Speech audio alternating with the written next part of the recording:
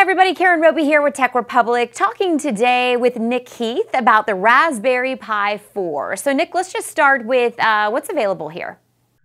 Yeah, so it's the latest version of the low-cost computer.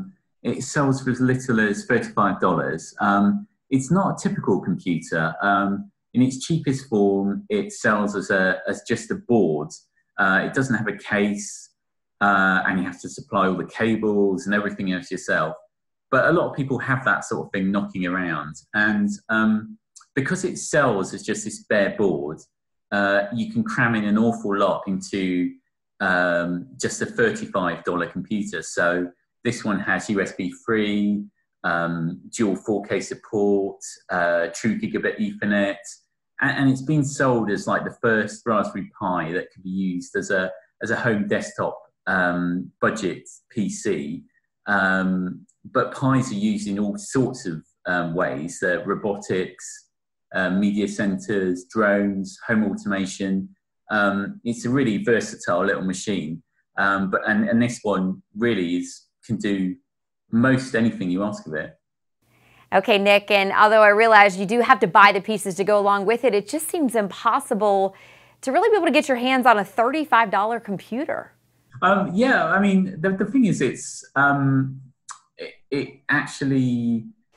a charity for a start, the company that makes it. So they've got no real, very low margins on the actual product.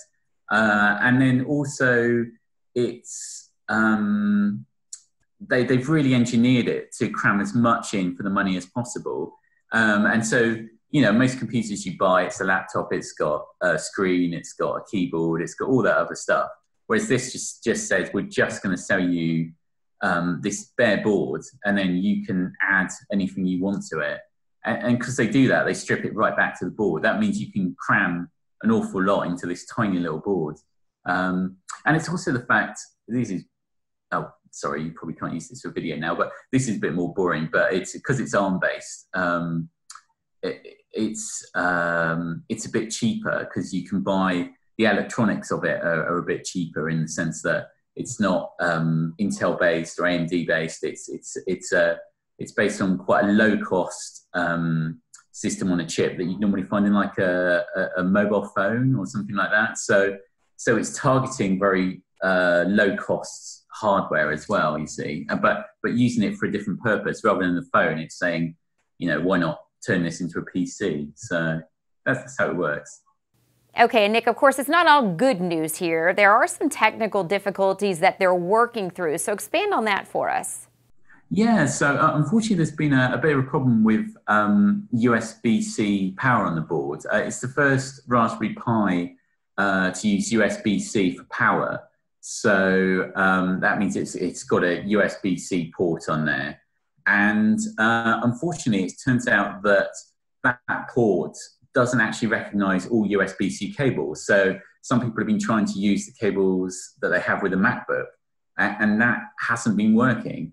And the Raspberry Pi Foundation have now come out and said, yes, there's a problem with the circuitry on the board, and it won't recognize certain cables. So it won't recognize what are called eMART cables. So eMART cables are ones that are found with MacBooks, with laptops, and generally more high-end electronic equipment. But you're fine to use non-eMART cables. So these are USB-C cables that of the type you usually get with mobile phones, smartphones.